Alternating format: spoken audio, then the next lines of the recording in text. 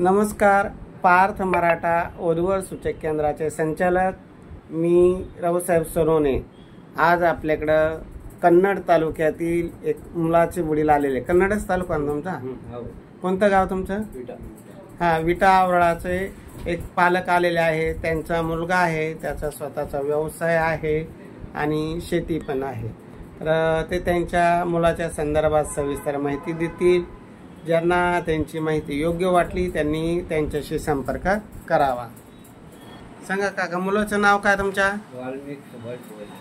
भोजने. बरं बरं. शिक्षण काय मुलाचं? 12वी. आणि सध्या काय करतो? मोटर रिवार्डिंगचा व्यवसाय आहे त्याचा. हां, दुकान टाकलेले आहे. बरं. किती मुलं आहे तुम्हाला? 2 मुलं आहे. मुली? एक मुलगी. मुलीचं झालं लग्न? मुलीला नाही टाइम लागत. मुलीला अर्जंटच सगळं भेटून जाते.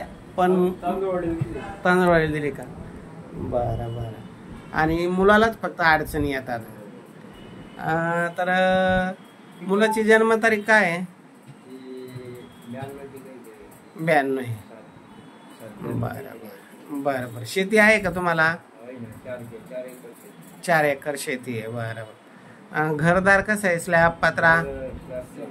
स्लॅबचं घर आहे म्हणजे चांगलं आहे. समजा 30 बाय 35चं घर बांधलेलं आहे.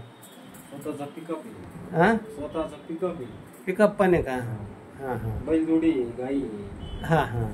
रोडटच जमीन आहे. जमिनीला भाव चांगला असेल तुमच्याकडं? हां हां. बरं बरं. आता मुलीच्या बाबतीत काय अपेक्षा आहे? जीव लावणारी पाहिजे बस. नाही जीव लावलं तर त्याची त्याला जरी सांभाळणारी असली तरी चालतं. कारण कसं आहे, आता आपल्याला जीव लावायचा हा तर विषय सोडाच, पण आपल्या मुलाला जरी जीव लावलं तर भरपूर. काय वाटतं तुम्हाला? खरं काय वाटतं आजच्या परिस्थितीत? त्यांची ते दोघं सुखात आनंदात राहिले. त्यांची जमीन आहे तेवढी त्यांनी करावा. हा, व्यवस्थित दोघांनी राहायचं एवढी अपेक्षा आहे. हा. आणि म्हातारा मात्र नाही जीव लावलं त्यांची करतील, खातील, राहतील. त्यांची पुढची अपेक्षा आहे. कारण कसं आहे, मुली भेटत नसल्यामुळं आणि मुलींची संख्या थोडी कमी असल्यामुळं पालकांच्या अपेक्षा सुद्धा कमी झालेल्या आहे. आता सुनाकडनं फारशा कोणी मोठी अपेक्षा ठेवतच नाही. आता फक्त एकच अपेक्षा असती, आपल्याला जीव लावला तर आनंदच आहे, पण जरी नाही लावलं आपल्या मुलाला तरी जीव लावावं, त्याला व्यवस्थित त्याची देखभाल करावा आणि ते दोघं खुशीत आनंदात राहावा. कारण आई वडिलाच्या नजरेत फक्त काय त्यांचा मुलगा सुखात आनंदात दिसतो एवढीच अपेक्षा असते. आणि अशी अपेक्षा करणारी जर कोणी मुलगी असेल तर त्यांनी आमच्याशी संपर्क करा. आमचा मोबाईल नंबर आहे 9403 41 40 87. एकत्र राहावं वाटलं तर राहायचं, नाही राहावं वाटलं तर दोघांनी आनंदानं बाजूला राहिले तरी काही हरकत नाही. चाल राहिले तर ते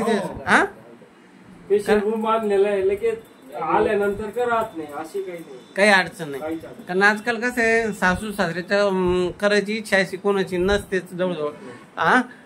ते वारं आहे, त्याला इलाज नाही. आणि मुलगा तुमचा प्रथम आहे, अजून लग्न झालेलं नाही. पण समजा एखादी घटस्फोटी विधवा असेल तर चालेल ना? चालेल ना? कसं आहे, जर एखादीचा पती वारला, काही कारणास्तव घटस्फोट झाला, तिचा तरी काय दोष आहे? हा, आता अशी जर चांगली मुलगी भेटली, ती जर खेड्यात राहायला तयार असेल तर अशी मुलगी तुम्हाला चालते.